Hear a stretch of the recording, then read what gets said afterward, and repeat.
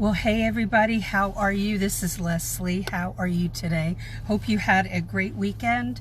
I apologize for not doing this webinar over the weekend, but surgery day for my husband is coming tomorrow, and there was a lot. I'm going to try to block the sun. There was a lot to do that we're getting done, but I wanted to do this webinar for you, okay? This is vitally important for you to identify the barriers. I always talk about boulders, barriers, hurdles for you to get over, and it's important to know and identify each of the barriers and what to do about it, okay? This will play into how you operate in a law firm as well, and to stop the behaviors that possibly you were taught, or it was a survival technique for you as you were growing up. I know I identified with a lot of these, okay?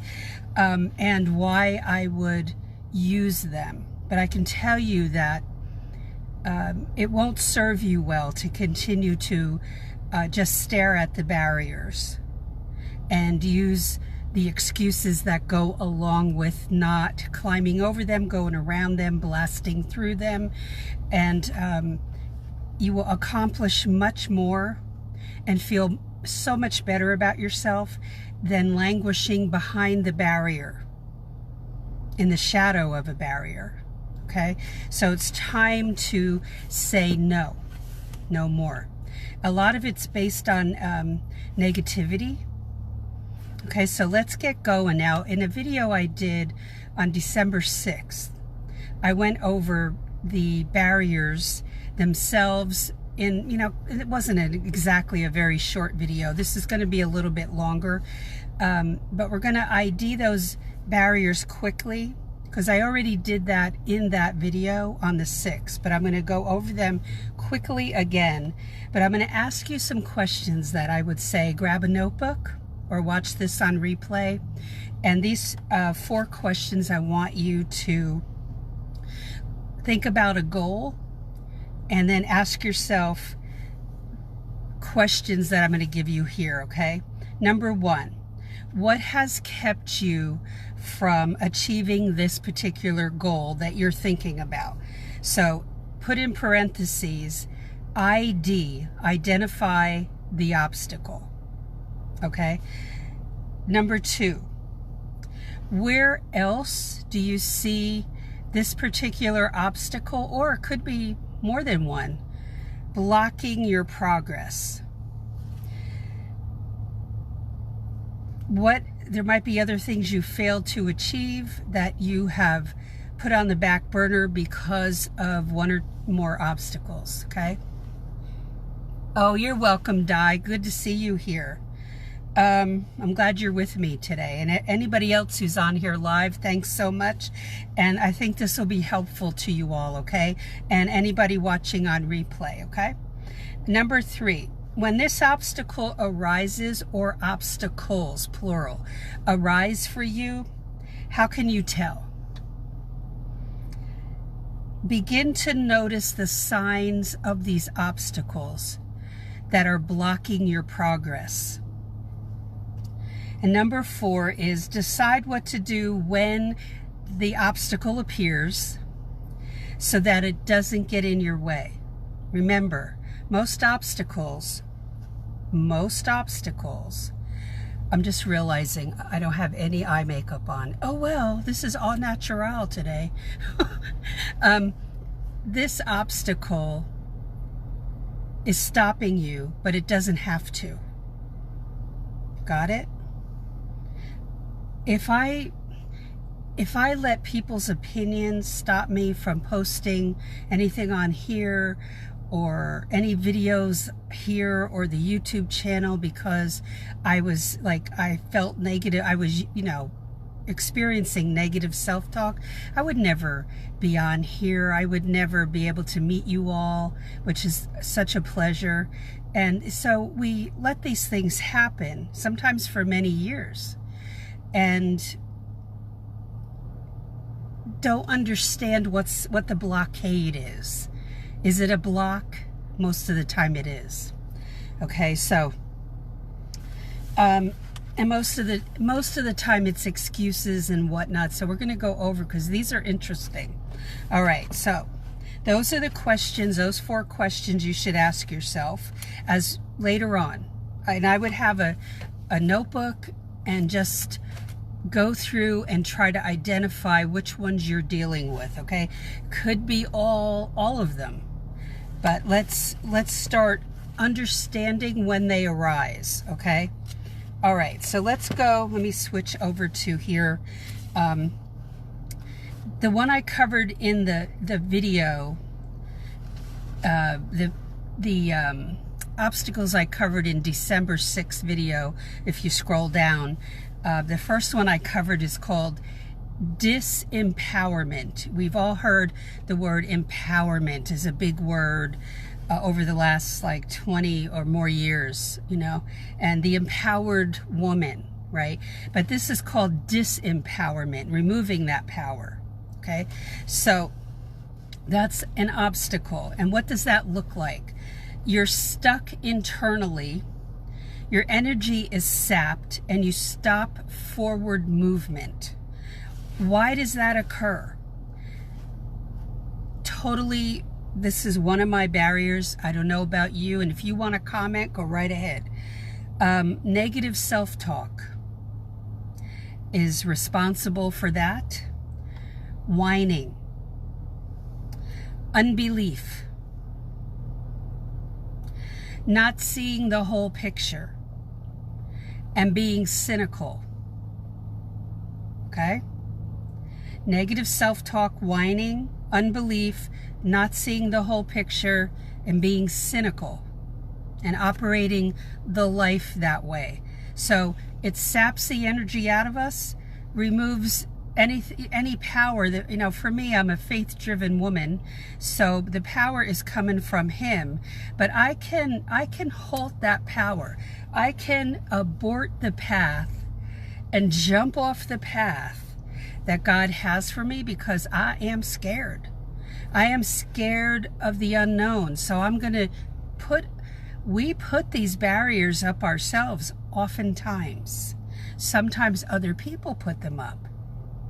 But I think sometimes the people that are creating the sabotage is us. Okay, so that's disempowerment. Now, I know other people can try to do that to us and remove any type of movement forward. But we have a choice whether we allow that or not. That's step 1. And what we're doing in step 1 is we're identifying the barrier. So that was disempowerment. Let's go to the one called storytelling. I hear this a lot on this page and on my YouTube channel. And this is what it sounds like.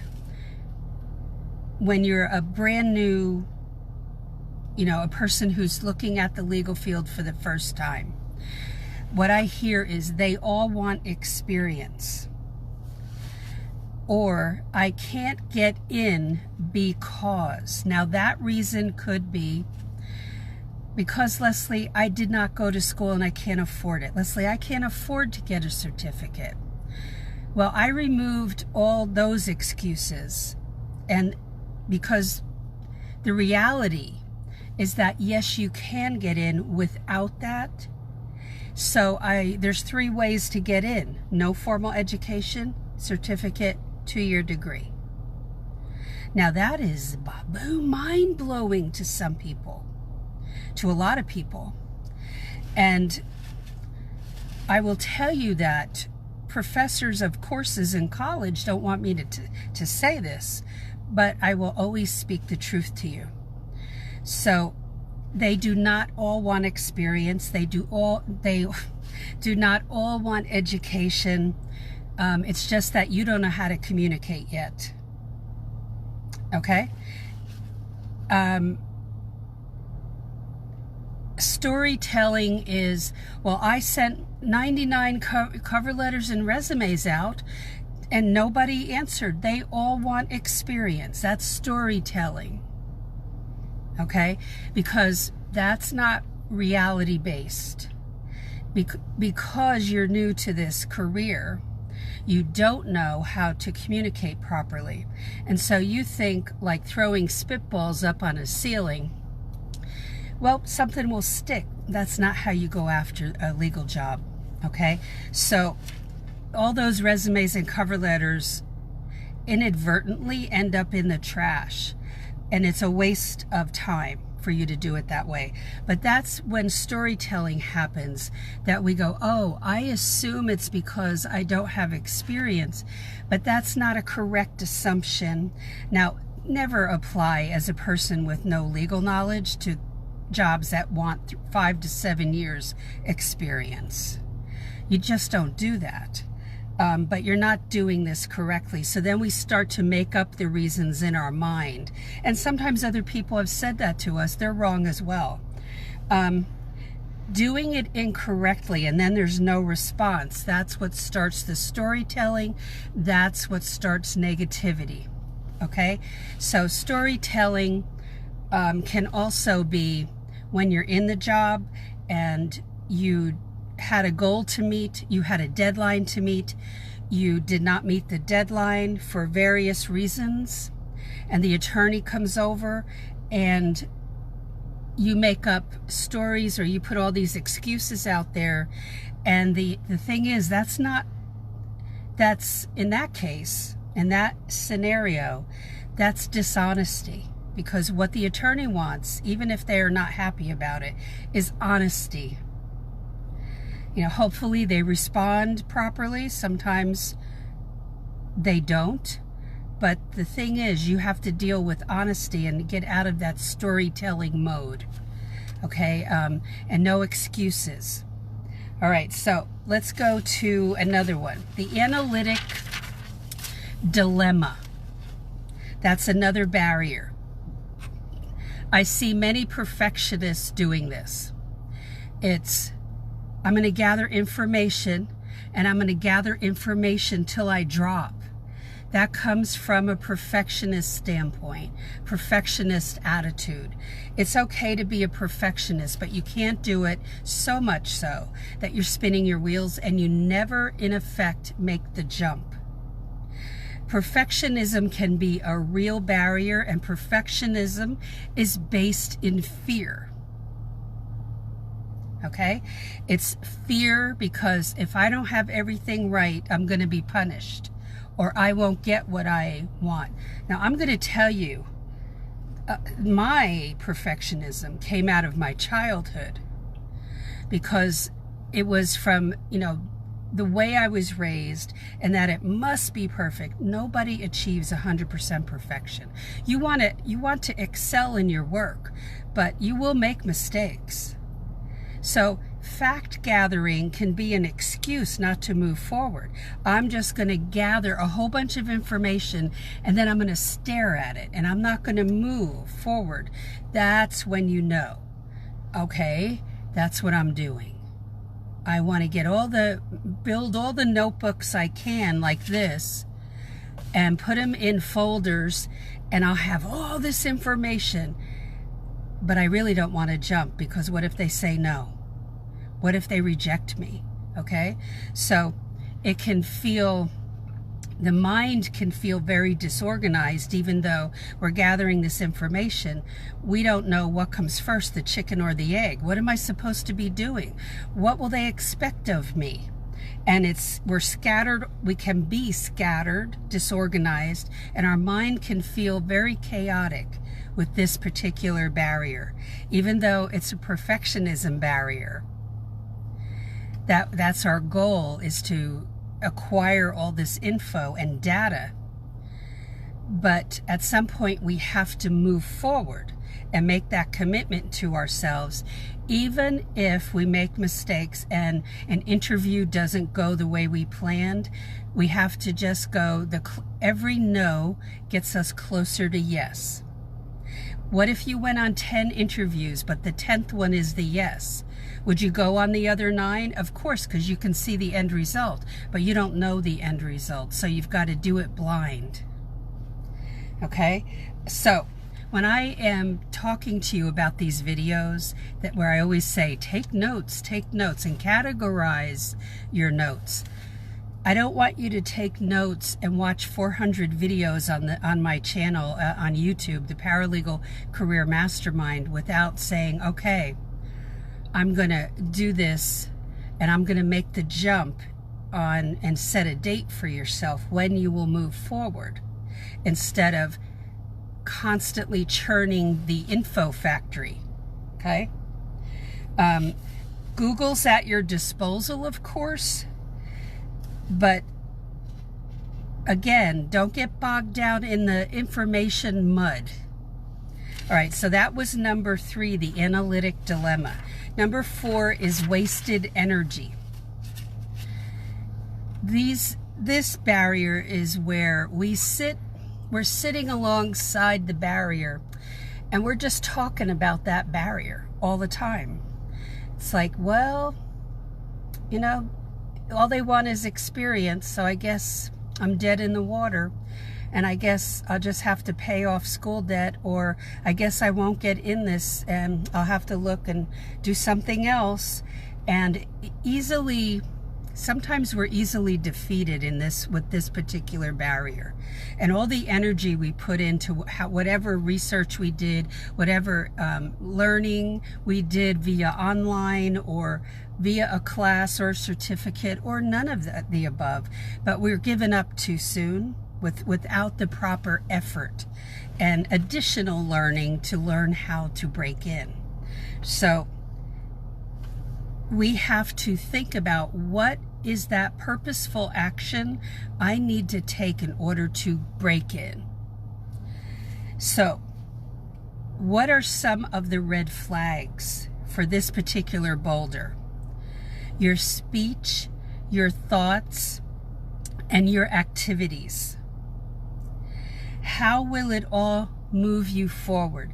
If your speech is negative, if your thoughts are constantly putting yourself down or letting others put you down, and your activities are such that you don't allocate any time to focus on going forward, then the outcome will be nothing.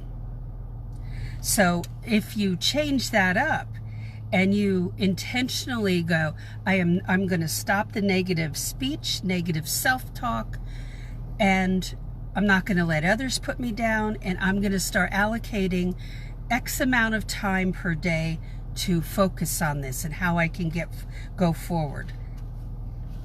Okay? That's wasted energy when it's listening to negative speech and negative self-talk and you do nothing, no activity.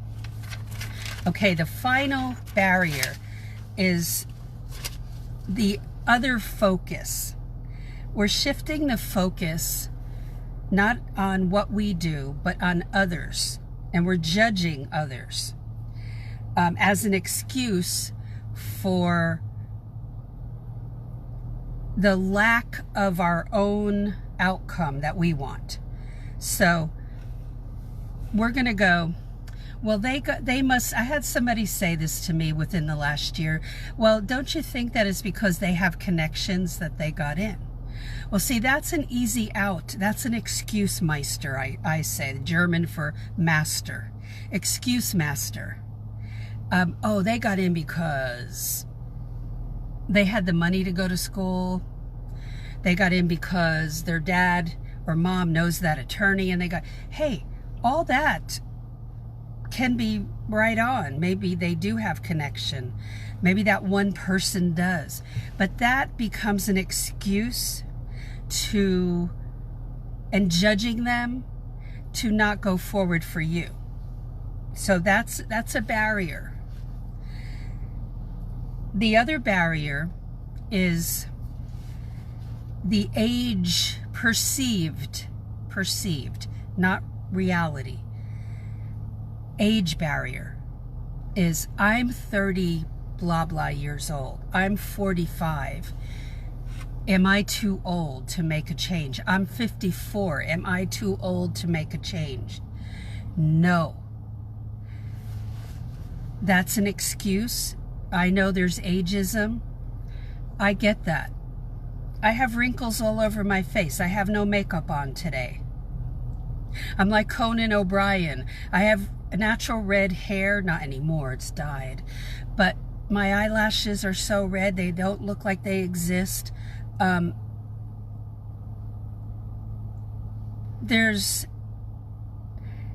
know people can tell that I'm older,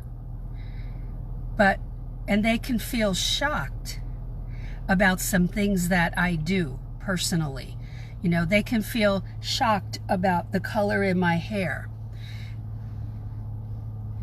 What the attorney wants is for you to help them every day. How can you do that? It doesn't have to do with your age. How can you help them every day? Okay? I will say that until you start to see my face turn blue. They don't teach you in the law firm, even if they say it in the ad. So don't start shifting this focus on others and judging them, and then it's like, well, I'm too old, so I can't go in this. See, that's the other focus. I'm too old, so I can't go in this. If you think 39 is old, what the heck am I? You know, so don't buy into societies or what people are saying in the media and those topics that show up on talk shows. While they're interesting, the bottom line is we have to cut to the chase and understand from a veteran like myself, what are the attorneys concerned with? That you can assist them. Okay? That's what they're concerned with. They don't have time to be teachers. They don't. And neither do the paralegals in the firm. Let me tell you a short story. At a law firm where I was working, I had given my notice. And I had helped establish this tiny law firm with this attorney. And got him set up with, like, we got new computers. We set up the whole little office, just the two of us. And then it was time for me to move on. I was doing the billing, I was doing all the bookkeeping, all that stuff. So time to move on. And while I was working there, though, he decided he was going to teach in a school right down the hall from us. So he taught a class or two there, and one of the students was trying to hit him up for a part-time job. And he listened to that, but he wasn't paying much attention to it. And he went to a restaurant regularly for lunch, and he met a server there who wanted to break into the legal field, and he gave her a part-time job. We needed some help, and she was fabulous. But she was also drop-dead gorgeous. And this girl from the school, who was a student of his, came flying into the office where I was sitting and said, I know why she was hired and I wasn't, because she's pretty. And she sat there just spewing this venom at me when I had nothing to do with it. And I thought, well, if you spewed any of that venom to him and showed that attitude at the school, while he was teaching, any of that, he wouldn't have wanted that attitude in the office. Even if you were an ace paralegal student, he wouldn't want that attitude. So this girl took the bull by the horns. That was the server, and was right there. She had office experience from the past, and yes, she was gorgeous. She also had a very handsome boyfriend. And so should her good looks stop her from getting a job? Should that stop this other girl from just shutting her mouth and just seeking her fortune elsewhere? Sometimes doors are closed, but we start judging this girl because of her looks. It's so ridiculous. It's like, move on. That can be a barrier. Now, if she's going to churn and churn and churn over that, which I'm sure she did for a while, but she is actually spewing the venom at the paralegal sitting before her. Don't waste your time doing that. Don't make that a barrier in your life. That doesn't bode well for your future career, because people don't want to hire people who have an attitude like that. That's just trouble. I wouldn't. That would scare me off. I want somebody who's going to be able to problem solve if it was my employee, but I don't want somebody who's going to be just in this snit all the time, and that impacts the whole workplace. So that takes the responsibility off ourselves to just go, oh, I'm not meant to be here. I'm not meant to work for this guy. I'll find my job elsewhere. And I'm sure she did. I'm sure she has become a powerhouse paralegal, but I hope along the way she cut the garbage attitude. That's my New Jersey talk. Okay, so step 1 was identifying the obstacle. So step 2 is, where else do I see this obstacle blocking my progress? Well, Leslie, I am a person that wants to research. Well, that'll come in handy in the legal field, to be honest. But you can over-research. You can be information crippled because you're not moving forward. That's the analytical dilemma boulder. You're in analysis paralysis. Okay? When you're doing research for an attorney, you have to make sure you don't go doing research and you're not remembering what the attorney asked you to hone in on. And instead, you're what we call chasing rabbits, and you're spending too much time just going off into these tangents instead of focusing. Okay? So you're constantly in that perfectionist mode, need more info, need more facts, but you never jump. Here's another example of storytelling. You're explaining all the reasons why you can't do something. Okay? Getting confused and overwhelmed about the facts, and it stops you. That's analytic dilemma. Here's one. Well, I tried. That's wasted energy. Instead of figuring out the real reason why you're not getting the result you want, you sit back and go, well, I tried. No, it's not good enough. And here's the last one for step 2. How often do I blame the way others have acted for a result I do not want? And that's other focus. So in the case of other focus, that was the judging others for various reasons. And, you know, how ridiculous is it? I mean, I always take the tact that I'm not meant to have this job. When I don't get the job after I knew I aced the interview, when somebody else was hired, I have to let it go and move on. It's a numbers game, and the more you interview, the more successful you will be, and you just don't give up. Step 3, how do I recognize the obstacles? Well, as you go through and you think about these obstacles, the red flags will start to appear. As when you start to be an excuse master, that's storytelling. Okay? So, what happens when you do not reach a goal that you set? It could be the job you went after. It could be a whole host of things. That the job you really want is not appearing in the job ads. So, what do you usually say to yourself? And you look at all of the ones I mentioned, all of the obstacles, and where do you fit in more than one? I certainly fit in more than one. So what happens when you fail to meet the goal? You don't get what you want. Then what are your whys for going into the field, for setting up that barrier? What are your excuses that you use or reasons for missing the goal, for not getting it, instead of owning up to maybe you botched up, or maybe you could have done something better? Or you made a mistake at the law firm and you start storytelling instead of being honest and saying, I really messed up. You want to see, I've said that to oh gosh, at least 3-4 attorneys when I goofed up somewhere during the day. And they had a look of relief on their face that I wasn't trying to con them, which storytelling is really.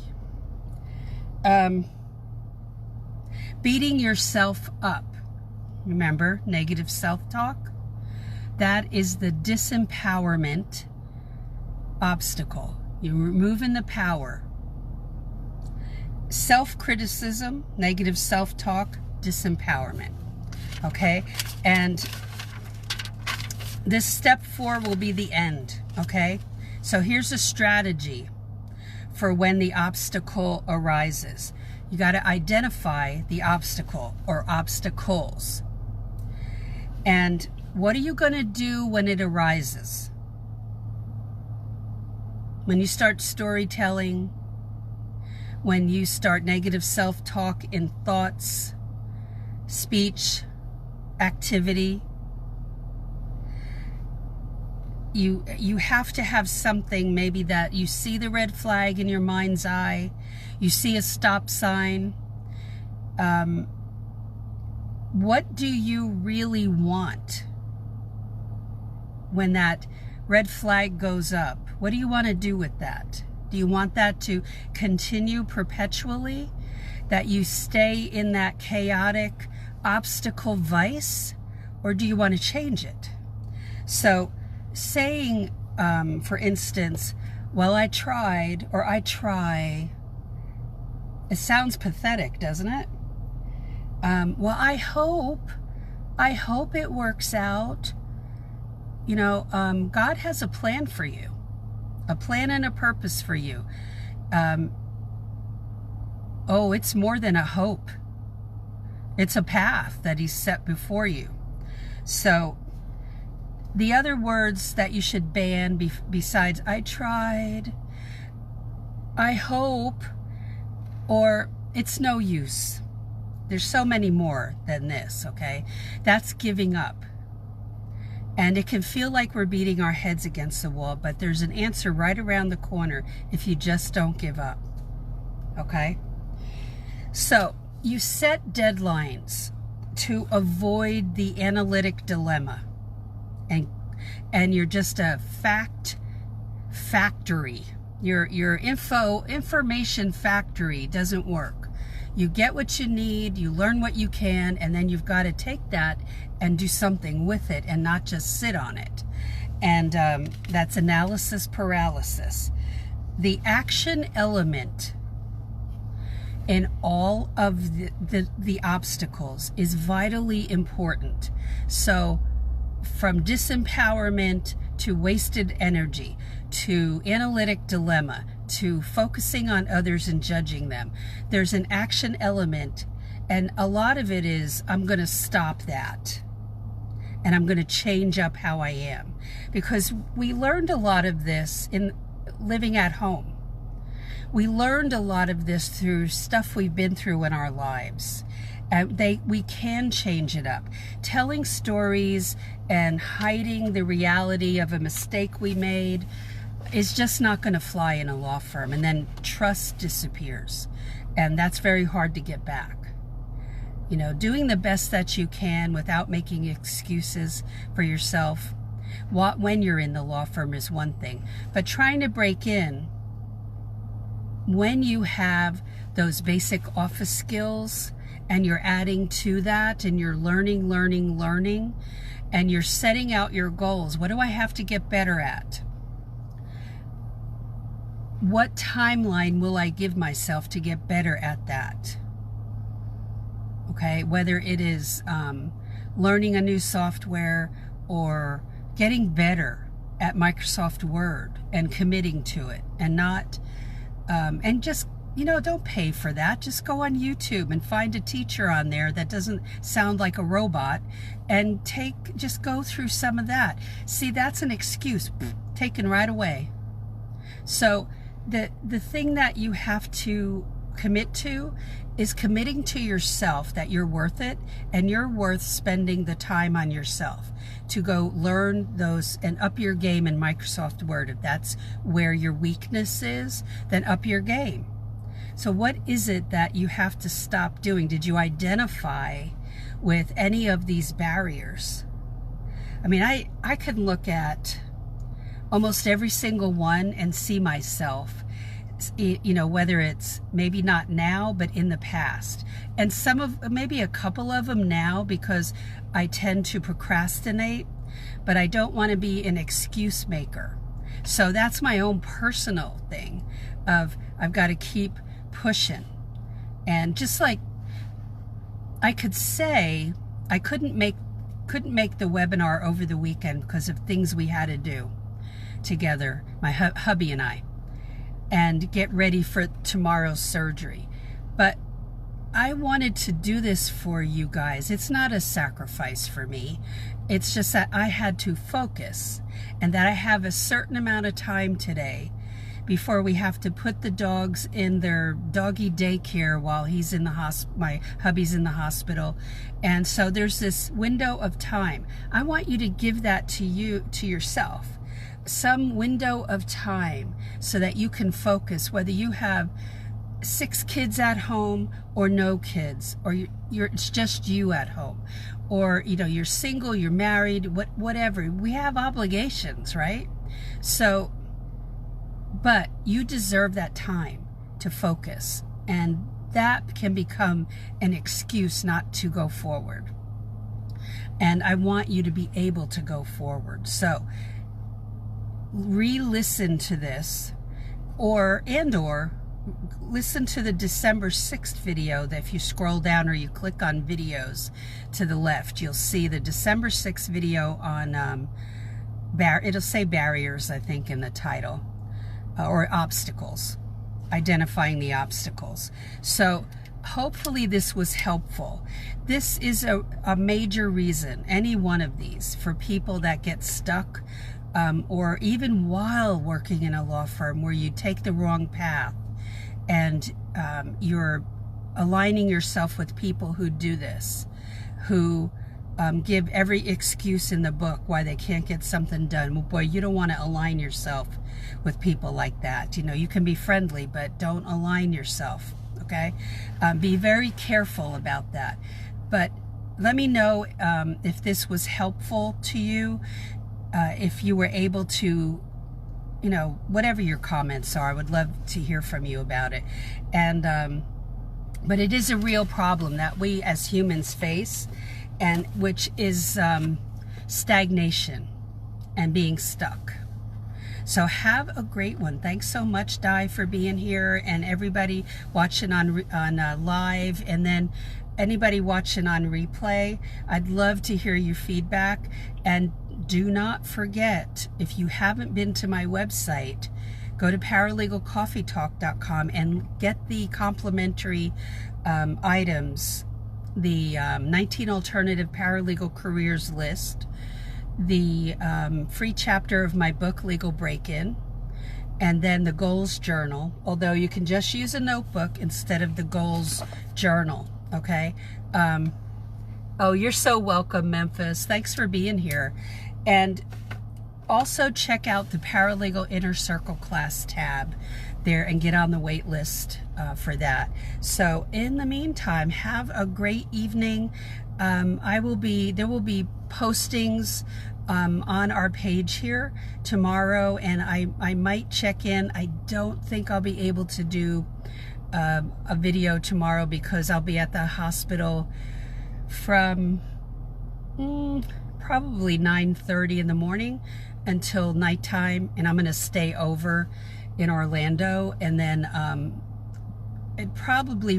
will do a video maybe in the evenings. I'll see how I feel on Wednesday, and the rest of the week. We'll see how all that goes, okay?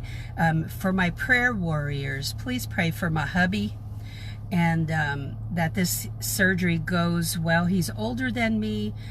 He is in his mid-70s, and he's really very healthy, but his back, he's going to have surgery on his back, which is always kind of, but we have a great doctor, so lots of prayers going up, and I covet your prayers as well. So thanks so much for hanging out with me, and I will keep you posted. I will make a comment on the page saying how my hubby's doing, okay? So thanks, guys. Love you all. And oh, thanks, Memphis. And appreciate you all very much. And I will be back on here, I hope, by Wednesday evening. I'll be at the hospital most of the day, but then I'm hoping he'll be home by Thursday. That's what I'm hoping, and that's what they're telling us. So we'll see how it goes, and but that's what I'm praying for. And but I hope I can come on here at night and just chat with you guys for a bit and do a video. Have a great one. So I'll talk to you later. Have a great day. Take care. Bye.